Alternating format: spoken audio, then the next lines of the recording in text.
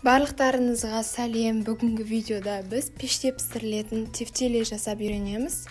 Тефтели в сливочном томатном соусе деп аталады.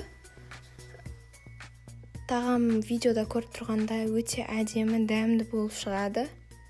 Дәмі күшті болады, барлығы толықтай піседі. Ең бірінші ыдысымызға фаршты салып аламыз. 500 грамм фарш. Үстінен бір штук осылай туралған пиязымызды саламыз. Сосын бір кесе жартылай піскен күріш. Сосын оны жақсылап араластырып аламыз. Формамызды осылай фольгамен ораймыз да дөңгелек формалар жасап, формамызға орналастырып шығамыз.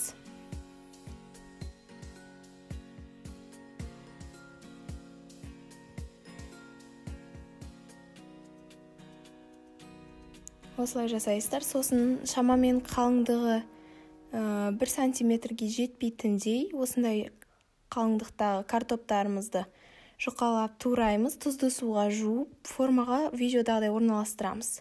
Сосын 3 помидорды осылай ыстық суға салып, қабығын ашимыз, ұсақтап тураймыз. Сіздер орнына 3 помидордың орнына 3 ас қасық толтырып томат қолдансаңыздар болады.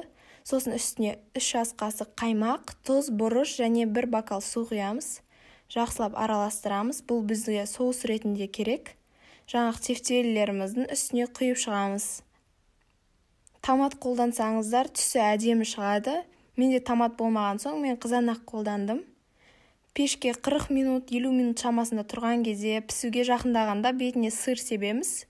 Осымен біздің оп-оңай дайындалатын кешкі ыстық тамағымыз дайын. Өте дәмді болып шығады. Сіздерге бір лайфхак: пісірген кезде бетіне де фольга ораңыздар. Сол кезде картобы барлығы жұп-жұмсақ болып піседі. Тағамымыз үйіңіздегінің барлығына ұнайды, міндетті түрде жасап көріңіздер. Осы видеоға лайк басып, YouTube каналыма тіркелуді ұмытпаңыздар.